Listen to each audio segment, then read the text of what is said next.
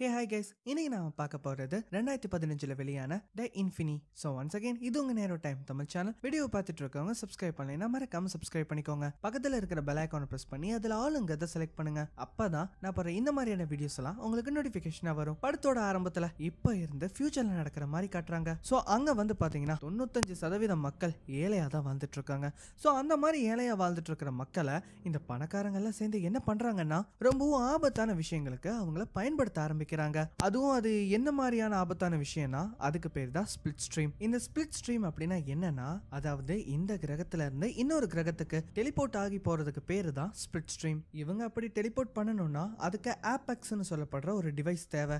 அதை வந்து பாத்தீங்கன்னா எல்லாரோட கழுத்துல வந்து மாட்டியிருப்பாங்க. சோ இந்த ஸ்பிளிட் ஸ்ட்ரீமை பயன்படுத்தி எதுக்காக இவங்க வந்து இன்னொரு கிரகத்துக்கு பயணம் பண்றாங்கன்னா, அங்க இருக்கிற ரிசோர்சஸ் எல்லாம் வந்து பாத்தீங்கன்னா இவங்க அங்கிருந்து எடுத்துட்டு அவங்களோட உலகத்துக்கு கொண்டு வர்றதுக்காக தான். சோ இது வந்து பாத்தீங்கன்னா ரொம்ப ஆபத்தான ஒரு வேலை. அதனாலதான் இந்த பணக்காரங்க எல்லாம் என்ன பண்றாங்கன்னா இந்த ஏழைங்களை வந்து யூஸ் பண்றாங்க. இப்ப அப்படி கட் பண்ணா அடுத்த சீன்ல நம்ம ஹீரோவை காட்டுறாங்க. ஹீரோவோட வைஃப் பேர் வந்து பாத்தீங்கன்னா லிசா. அவங்க வந்து இப்போ பிரெக்னெண்டா இருக்காங்க. ஹீரோ என்ன சொல்றாருன்னா, இந்த மாதிரி நான் அந்த வேலைக்கு போறேன் அப்படின்னு அவர் சொல்லும்போது அதுக்கு ஹீரோயின் என்ன சொல்றாங்கன்னா, அது ரொம்ப ஆபத்தான ஒரு வேலை, நீ அங்கெல்லாம் போக வேண்டாம் அப்படின்னு அவங்க சொல்லும் போதுமே நம்ம ஹீரோ என்ன சொல்றாருன்னா, இல்ல அது ரொம்ப ஈஸியான வேலை தான், நான் காலையில போனேன்னா ராத்திரி சீக்கிரமாவே திரும்ப வந்துருவேன். சோ இந்த மாதிரி எல்லாம் பேசி வந்து பாத்தீங்கன்னா நம்ம ஹீரோ அவங்கள வந்து கன்வின்ஸ் பண்றாங்க. நம்ம ஹீரோ வந்து பாத்தீங்கன்னா வெஸ்ட் கோஸ்ட் அப்படிங்கிற ஒரு இடத்துல தான் இந்த ஸ்பிளிட் ஸ்ட்ரீம் வந்து பாத்தீங்கன்னா பண்ண போறாரு. நம்ம ஹீரோ வந்து பாத்தீங்கன்னா அந்த மாதிரி அங்க போகும்போது பக்கத்துல டேவ் அப்படின்னு ஒருத்தர் இருக்காரு. அதே சமயம் அந்த டீமோட லீடருமே அங்கதான் இருக்காரு. அவரு தான் வந்து பாத்தீங்கன்னா இவங்க எல்லாரையுமே வந்து இங்க இருந்து கூட்டிட்டு போறது.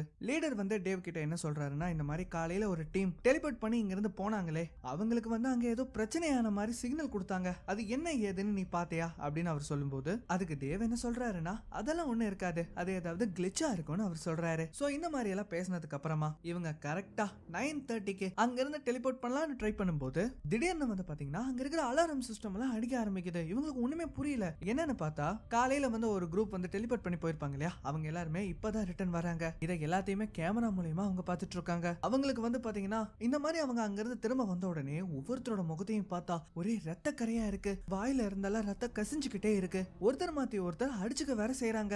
ஆக்சுவலி அங்க என்ன நடந்திருக்கும்னா, இந்த மாதிரி அவங்க வந்து டெலிபோர்ட் பண்ணி போகும்போது அந்த கிரகத்துல ஏதோ ஒரு சம்பவம் நடந்திருக்கும். அதனாலதான் இவங்க எல்லாம் வந்து பாத்தீங்கன்னா இந்த மாதிரி வியர்டா பிஹேவ் பண்ணிட்டு இருக்காங்க. இதை பார்த்த உடனே அங்க இருக்கிற பெரிய ஆபீசர்ஸ் எல்லாம் என்ன பண்றாங்கன்னா அந்த வெஸ்ட் கோஸ்ட உடனே மூட ஆரம்பிக்கிறாங்க. இதை பார்த்த உடனே அந்த லீடர் என்ன சொல்றாருன்னா, நாம எப்படியாவது இங்க இருந்து தப்பிச்சாகணும், அந்த டோர் மட்டும் லாக் ஆயிருச்சுன்னா நாம இங்கேயே வசமா மாட்டிப்போம்னு அவர் சொல்றாரு. சோ அந்த மாதிரி வந்து பாத்தீங்கன்னா அவங்க அங்க இருந்து தப்பிக்கிறதுக்காக அந்த கதவை வந்து திறக்க பார்க்கும்போது அந்த கதவு அதுக்கு முன்னாடியே லாக் ஆயிருச்சு. அந்த லீடர் என்ன சொல்றாருன்னா, நம்ம இங்க இருந்து எப்படியாவது உடனே தப்பிச்சாகணும், இல்லைன்னா இங்க உள்ள வந்து ஒரு பாய்சனை அனுப்பி நம்ம எல்லாருமே கொலை பண்ணிடுவாங்கன்னு அவர் சொல்றாரு. சோ அவர் வந்து சொல்லி வாயை மூடுறதுக்குள்ள அந்த பாய்சனை வந்து பாத்தீங்கன்னா அவங்க ரிலீஸ் பண்ணிடுறாங்க. சோ இப்போ இந்த சிச்சுவேஷன்ல இப்போ நம்ம என்னதான் பண்ண போறோம் அப்படின்னு நம்ம ஹீரோ கேட்டதுக்கு அந்த லீடர் அதுக்கு என்ன சொல்றாருன்னா, நாம இப்போ உடனே ஸ்பிளிட் ஸ்ட்ரீம் பண்ணுவோம், அந்த பிளாக் பாக்ஸை வச்சுதான் நம்மளால இங்க இருந்து டெலிபோர்ட் பண்ண முடியும் அப்படின்னு அவர் சொல்லிட்டு அந்த பிளாக் பாக்ஸை எடுத்து நம்ம லீடரோட கழுத்துல வந்து பாத்தீங்கன்னா அவங்க வைக்கிறாங்க. ஆனா அந்த மாதிரி வைக்கும்போது அவரால் போக முடியாது அப்படின்னு அந்த டிவைஸ் சொல்லுது.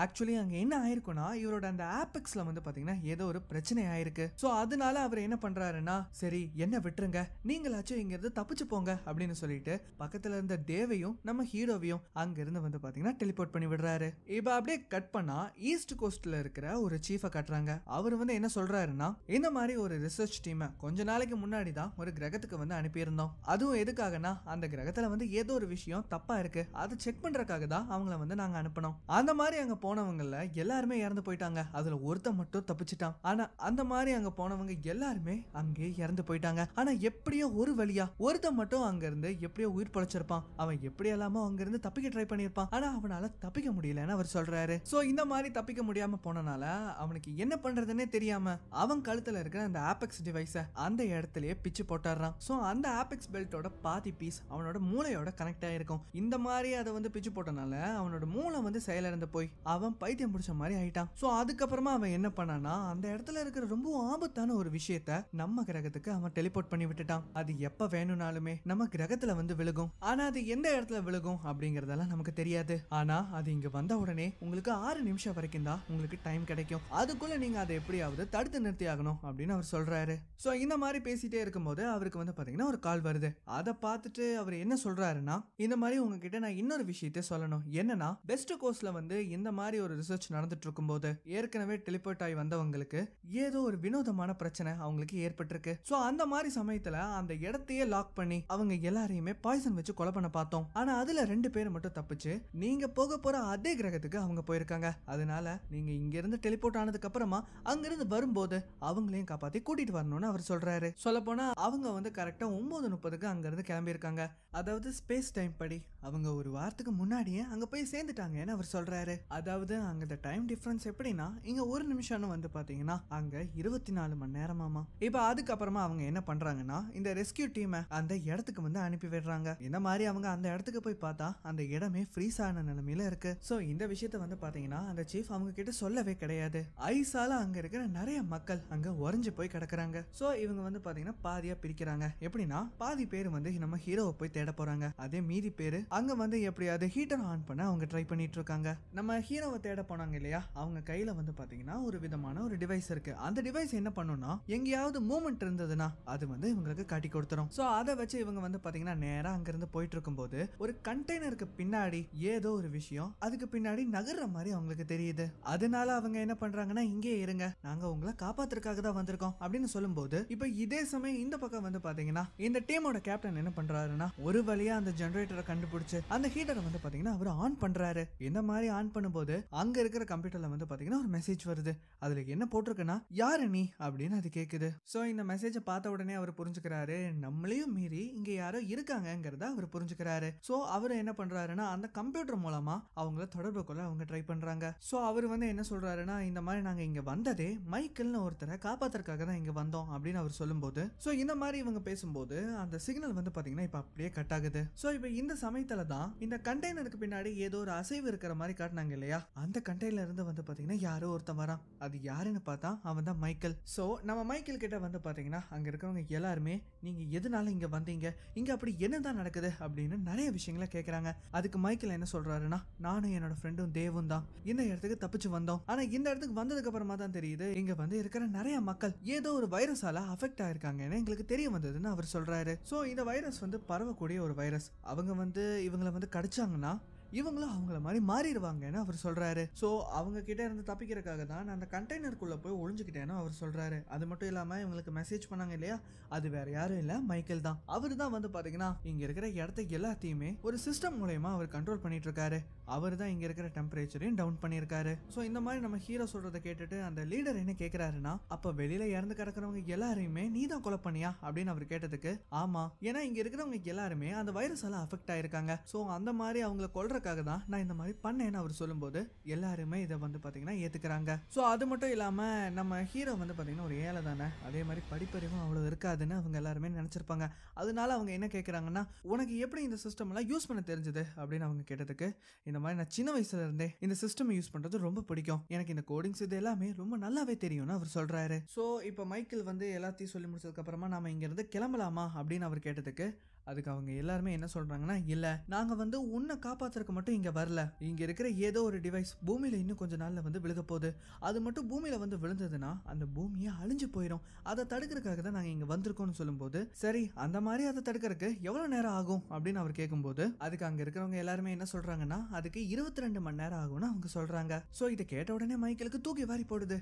22 மணி நேரமா, அவ்வளவு நேரம் எல்லாம் என்னால இங்க இருக்க முடியாது, நம்ம உடனே இங்க இருந்து கிளம்பணும் அப்படின்னு அவர் சொல்லும்போது அதுக்கு அவங்க என்ன சொல்றாங்கன்னா நாங்க உன்னை காப்பாத்துறதுக்கு மட்டும் வரல, அதை முதல்ல நல்லா புரிஞ்சுக்கோ, இது ரொம்பவும் காம்ப்ளிகேட்டடான ஒரு மிஷன், இதை நாங்க பண்ணியே தான் ஆகணும், அது மட்டும் இல்லாம இங்க இருக்கிற சிஸ்டம் எல்லாம் வச்சு நீ எங்களுக்கு இதை கண்டுபிடிக்க உதவி பண்ணணும்னு அவர் சொல்றாரு. சோ இந்த மாதிரி அவங்க புரிய வைக்கும் போது இதை கேட்ட உடனே மைக்கேல் என்ன பண்றாருன்னா சரிங்கிறாரு. சோ இந்த டீம்ல இருக்கிற 3 பேர் மட்டும் வந்து பாத்தீங்கன்னா நம்ம ஹீரோ கூடயே இருக்காங்க. மீதி இருக்கிறவங்க எல்லாருமே அந்த ஆபத்தான டிவைஸை கண்டுபிடிக்கிறதுக்காக அங்க போறாங்க. சோ அந்த மாதிரி ரொம்ப நேரம் தேடுதலுக்கு அப்புறமா ஒரு வழியா வந்து பாத்தீங்கன்னா அந்த டிவைஸை அவங்க கண்டுபிடிச்சாங்க. நம்ம ஹீரோவும் அந்த சிஸ்டம் வச்சு அவர் என்ன பண்றாருன்னா அந்த டிவைஸை பூமியில போய் விழுகாத மாதிரி அவர் கொஞ்ச நேரத்துக்கு செட் பண்ணி வைக்கிறாரு. சோ இது வந்து நிறுத்தியாச்சு இல்லையா, அதனால நம்ம ஹீரோ என்ன சொல்றாருன்னா இங்க இருந்து கிளம்பலாம் அப்படின்னு சொல்லும்போது எல்லாருமே இங்க இருந்து கிளம்ப தயாராகும் போது அந்த பைத்தியக்காரனான ஒரு சயின்டிஸ்ட் இருப்பாங்க இல்லையா, அதை கூட அந்த சீஃப் வந்து சொல்லியிருப்பாரு, அவன் வந்து திடீர்னு இந்த இடத்துக்குள்ள வந்து அங்க இருக்கிறவங்க எல்லாரையுமே அட்டாக் பண்ண ஆரம்பிச்சிடறான். சோ இந்த சமயத்துல என்ன ஆகுதுன்னா அங்க இருக்கிற ஒருத்தர் என்ன பண்றாருன்னா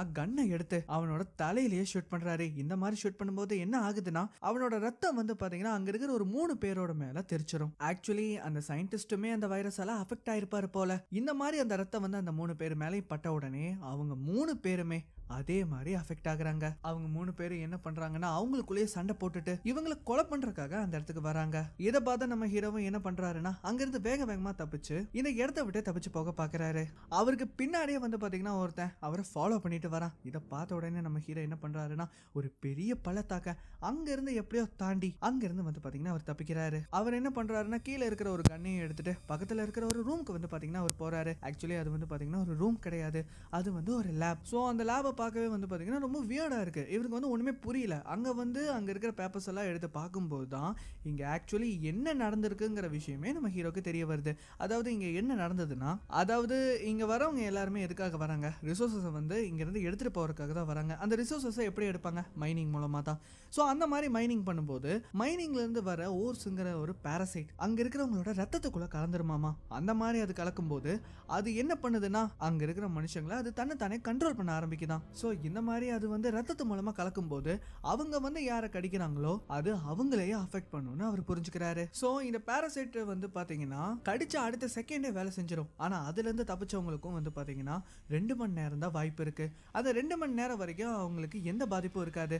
அதுக்கப்புறம் அவங்கள அறியாமலே அந்த பாரசைட் அவங்கள வந்து கண்ட்ரோல் பண்ண ஆரம்பிச்சிடும். ஸோ அது மட்டும் இல்லாம நீங்க அஃபெக்ட் ஆயிருக்கீங்களா இல்லையா அப்படின்னு தெரிஞ்சுக்கிறதுக்காக அங்க வந்து பாத்தீங்கன்னா ஒரு சயின்டிஸ்ட் அது எப்படி கண்டுபிடிக்கிறது அப்படிங்கறத அவர் எழுதி வச்சிருக்காரு. ஸோ அதை வந்து அவர் படிச்சு பார்க்கும்போது அவருக்கு என்ன தெரியுதுன்னா, இந்த மாதிரி ஒருத்தவங்க வந்து அந்த வைரஸால அஃபெக்ட் ஆயிருக்காங்கன்னா அவங்களோட ரத்தத்தை எடுத்து மைக்ரோஸ்கோப் வழியா பார்க்கும்போது அவங்களோட பிளட் செல்ஸ் எல்லாமே தனித்தனியா அன்பேர்டா இருந்ததுன்னா அவங்க வந்து நார்மலா இருப்பாங்க. ஆனா அதுவே வந்து அந்த செல்ஸ் ஒன்னோட ஒன்று கனெக்ட் ஆயிருந்ததுன்னா அவங்க வந்து உருமாற போறாங்கன்னு அர்த்தம். ஸோ இதை பார்த்த உடனே நம்ம ஹீரோவை என்ன பண்றாருன்னா அவரோட ரத்தத்தை எடுத்து டெஸ்ட் பண்ணி பார்க்கும்போது அவருக்கு ஒரு அதிர்ச்சியான விஷயம் காத்துட்டு இருக்கு. என்னன்னு பார்த்தா அவரோட பிளட் செல்ஸுமே வந்து பாத்தீங்கன்னா ஒன்னோட ஒன்று ஒட்டுற மாதிரி அவருக்கு தெரியுது. ஸோ இந்த மாதிரி இந்த இடத்துல ஒளிஞ்சிட்டு இருக்கிற நம்ம ஹீரோவை அந்த ரெஸ்கியூ டீம்ல இருந்து வந்த ஆள் என்ன பண்றான்னா கழுத்துல கன்னை வச்சு நம்ம ஹீரோவை மிரட்டுறான். அதாவது கன்னை வச்சு அவர் என்ன கேட்கிறாருன்னா நீயும் அந்த பாரசைட்டால அஃபெக்ட் ஆயிருக்கீல அப்படின்னு கேட்கும்போது இல்ல, ஆனா என்னால கண்ட்ரோல் பண்ண முடியும், 2 மணி நேரம் வரைக்கும் நான் அதை கண்ட்ரோல் பண்ணுவேன், தயவு செஞ்சு என்ன நம்புங்க, இதுல இருந்து நான் எப்படியாவது தப்பிச்சிருவேன் அப்படின்னு சொல்லி அவரை வந்து பாத்தீங்கன்னா அவர் கன்வின்ஸ் பண்ண ட்ரை பண்றாரு. சோ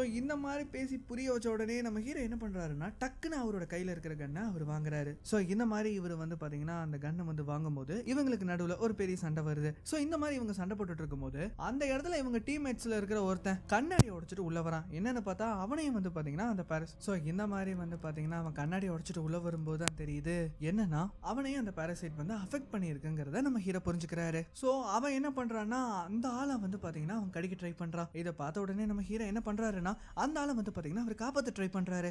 ஆனா அவர் எவ்வளவோ ட்ரை பண்ணியும் கூட அந்த ஆளை வந்து பாத்தீங்கன்னா அவரால் காப்பாற்ற முடியல. சோ அதனால வந்து பாத்தீங்கன்னா நம்ம ஹீரோக்கு இப்ப என்ன பண்றதுன்னே தெரியல. அதனால அவர் என்ன பண்றாருன்னா அந்த 2 பேரையுமே அந்த இடத்துல கொலை பண்ணிட்டு வேற ஒரு இடத்துக்கு போறதுக்காக அவர் ட்ரை பண்ணிட்டு இருக்காரு. சோ இப்ப நம்ம ஹீரோ போற இடத்துல வந்து பாத்தீங்கன்னா அவங்க டீம்ல இருக்கிற இன்னொருத்தன் வந்து பாத்தீங்கன்னா அங்க வரான். சோ அவன் என்ன பண்றான்னா அவனோட ஃபேமிலிக்காக இங்க இருந்தே வந்து ஒரு மெசேஜ் அனுப்ப ட்ரை பண்ணிட்டு இருக்கான். சோ அந்த மாதிரி அவன் மெசேஜ் அனுப்பிட்டு அதே மாதிரி அந்த ஈஸ்ட் கோஸ்ட்டுக்கு அவன் ஒரு மெசேஜ் அனுப்புறான். அதாவது என்னன்னா இந்த மாதிரி என் டீம்ல இருக்கிறவங்க எல்லாருமே இறந்துட்டாங்க, நான் மட்டும்தான் உயிரோட இருக்கேன், என்னை எப்படியாவது இங்க இருந்து காப்பாத்துவாங்கன்னு அவன் மெசேஜ் பண்ணியிருக்கான். சோ இதை கேட்ட உடனே அங்கிருந்து ரிப்ளை பண்றவங்க என்ன சொல்றாங்கன்னா இந்த மாதிரி நாங்க வரதுக்கு கொஞ்சம் நேரம் ஆகும்னு அவங்க சொல்றாங்க. சோ இந்த மாதிரி அவனை வந்து நம்ம ஹீரோ பார்த்த உடனே அவனை நோக்கி கன்னை வச்சு நீயும் அந்த பாரசைட்டால அஃபெக்ட் ஆயிருக்கியா அப்படின்னு அவர் கேட்கிறாரு. சோ இந்த மாதிரி கேட்கும்போது அவனோட கண்களை பார்த்ததுக்கு அப்புறமா தான் அவரும் புரிஞ்சுக்கிறாரு என்னன்னா அவரையும் வந்து பாத்தீங்கன்னா அந்த பாரசைட் அட்டாக் பண்ணிருக்கு. ஆனா அவனுமே வந்து பாத்தீங்கன்னா நம்ம ஹீரோ மாதிரியே ரொம்ப ஸ்ட்ராங்கா இருக்கிறனால அந்த பாரசைட்டால அதை உடனே அவனை வந்து கண்ட்ரோல் பண்ண முடியல. சோ என்னதான் இருந்தாலும் இவங்களுக்கு 2 மணி நேரம் தான் வாய்ப்பு இருக்கு. சோ இதை புரிஞ்சுக்கிட்ட உடனே நம்ம ஹீரோ என்ன பண்றாருன்னா அவங்க கிட்ட நடந்த எல்லா விஷயத்தையுமே ஒண்ணு விடாம அவர் சொல்றாரு. சோ கொஞ்ச நேரத்திலே வந்து பாத்தீங்கன்னா இவங்களுக்குள்ளேயே பயங்கரமா சிரிக்க ஆரம்பிக்கிறாங்க. அது மட்டும் இல்லாம இவங்களுக்குள்ளேயே திட்டிக்கவும் ஆரம்பிக்கிறாங்க. சோ இப்ப இதை பார்த்த உடனே நம்ம ஹீரோ என்ன பண்றாருன்னா இப்ப இதை தடுக்கிறதுக்காக ஏதாவது மருந்து இருக்கான்னு அவர் செக் பண்றாரு. சோ இந்த மாதிரி அவர் தேடி போகும்போது தான் அவங்களோட டீம்ல இருக்கிற ஒரு லேடியுமே அவங்க கண்டுபிடிக்கிறாங்க. அவங்க வந்து பாத்தீங்கன்னா நிறைய மருந்த அவங்க உடம்புக்குள்ள ஏத்திட்டு இருக்காங்க. என்னன்னு பார்த்தா அந்த பாரசைட்டை கண்ட்ரோல் பண்றதுக்காக தான் அவங்க ட்ரை பண்றாங்க.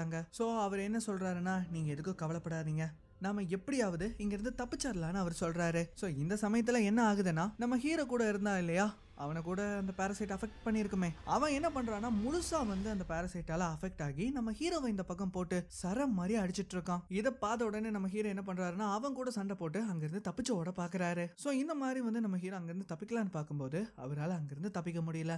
அவன் என்ன பண்றான்னா திரும்பவும் நம்ம ஹீரோவை பிடிச்சு சரம் மாதிரியா ரொம்ப வெறித்தனமா அவரை போட்டு அடிக்கிறான். சோ இந்த மாதிரி அடிக்கும் போது ரெண்டு பேருமே வந்து என்ன பண்றாங்கன்னா ஒரு தண்ணிக்குள்ள வந்து விழுகிறாங்க. ஆனா அந்த இடத்துல என்ன ஆகுதுன்னா நம்ம ஹீரோ அவனோட கழுத்தை நெருக்கி அவனை அந்த இடத்துல கொலை பண்றாரு. சோ இப்ப இந்த சமயத்துல என்ன ஆகுதுன்னா அந்த லேடி கூட ஹாஃப் அஃபெக்டடா இருந்திருப்பாங்க இல்லையா, அவங்களும் இப்ப முழுசா மாறி அந்த இடத்துல அவங்க இறந்து போறாங்க. அதுக்கப்புறமா நம்ம ஹீரோ என்ன பண்றாருன்னா ஈஸ்ட் கோஸ்ட்ல இருக்கிறவங்க கான்டாக்ட் பண்ண ட்ரை பண்றாரு. சோ இப்ப அவர் அந்த மாதிரி கான்டாக்ட் பண்ணி என்ன சொல்ல வராருன்னா நீங்க யாரும் இங்க வர வேண்டாம், ஏன்னா இங்க இருக்கிறவங்க எல்லாருமே இறந்துட்டாங்க, நானும் இன்னும் கொஞ்ச நேரத்துல இறக்க போறேன். அந்த பாராசைட் ரொம்ப வித்தியாசமான ஒண்ணு, அது பார்க்கவே ரொம்ப கொல கொலன்னு இருக்கும், அது வந்து ரத்தத்துக்குள்ள கலக்கக்கூடியது. சோ இந்த மாதிரி எல்லாம் அவர் சொன்னதுக்கு அப்புறமா இப்ப என்ன ஆகுதுன்னா அவரையும் அந்த பாராசைட் மொத்தமா கண்ட்ரோல் எடுத்துக்குது. சோ கொஞ்ச நேரத்திலேயே நம்ம ஹீரோவும் அந்த இடத்துல இறந்து போறாரு. சோ இந்த மாதிரி இறந்ததுக்கு அப்புறமா தான் அந்த இடத்துல வந்து பாத்தீங்கன்னா அந்த பாராசைட்டை காட்டுறாங்க. அதை பாக்குறக்கே ஒரு மாதிரி கொல கொலன்னு இருக்கு. அது என்ன பண்ணுதுன்னா அங்க இருக்கிற எல்லாமே ஒண்ணு சேர்ந்து ஒரு மனுஷனோட ரூபத்துக்கு அது மாற பாக்குதுங்க. சோ இந்த சமயத்துல என்ன ஆகுதுன்னா அங்க இறந்து கிடக்கிறவங்க எல்லாரோட ரத்தமும் திரும்பவும் அவங்கவுங்க உடம்புக்கே போய் அவங்க திரும்பவும் நார்மல் ஆகுறாங்க. சோ இப்ப அங்க இருக்கிறவங்க எல்லாருமே பாக்குறதுக்கு நார்மலா இருக்கிற மாதிரி தான் தெரியுது. அவங்களுக்கு அங்க என்ன நடந்ததுங்கிறது நல்லாவே தெரியும். ஆனா எல்லாருமே என்ன சொல்றாங்கன்னா இல்ல நான் அந்த பாராசைட்டால அஃபெக்ட் ஆகல, நான் கொஞ்ச நேரத்துக்கு மயங்கி விழுந்துட்டேன்னு அவங்க சொல்றாங்க. சோ அங்க இருக்கிறவங்க எல்லாருமே அந்த மாதிரி சொல்லும்போது நம்ம ஹீரோவும் அதே தான் சொல்றாரு. ஆனா எல்லாருக்குமே தெரியும் அவங்கள வந்து பாராசைட் அட்டாக் பண்ணனாலதான் அவங்க மயங்கி விழுந்துட்டாங்கன்னு. சோ இப்ப அதுக்கப்புறமா அவங்க என்ன பண்றாங்கன்னா நேரத்தை கடக்காம இங்க இருந்து ஸ்பிளிட் ஸ்ட்ரீம் பண்ணலாம் அப்படின்னு சொல்லிட்டு அவங்க என்ன பண்றாங்கன்னா அவங்களோட டைமென்ஷனுக்கு போறதுக்காக அவங்க ரெடி ஆகுறாங்க. சோ இந்த மாதிரி அவங்க ரெடி ஆகும்போது இப்ப என்ன ஆகுதுன்னா அந்த பாராசைட் வந்து பாத்துருப்போம் இல்லையா, அந்த கொல கொலன்னு ஜெல்லி மாதிரி, அது என்ன பண்ணுதுன்னா இவங்களோட உருவத்திலேயே இவங்களுக்கு முன்னாடி அங்க வந்து நிக்குதுங்க. ஆக்சுவலி எதுக்காக அந்த பாராசைட் வந்து மனுஷங்களோட உடம்புக்குள்ள போச்சுன்னா அந்த மனுஷங்களோட உடம்புல இருக்கிற ஆர்கன்ஸ் அப்புறம் அவங்க எப்படி செயல்படுறாங்க இது எல்லாத்தையுமே தெரிஞ்சுக்கிறதுக்காக தான் அது வந்து அவங்களுக்குள்ள போயிருக்கு. சோ இப்ப அந்த மாதிரியே அதுங்க என்ன பண்ணிருச்சுன்னா அவங்களோட உடம்புக்குள்ள பூந்து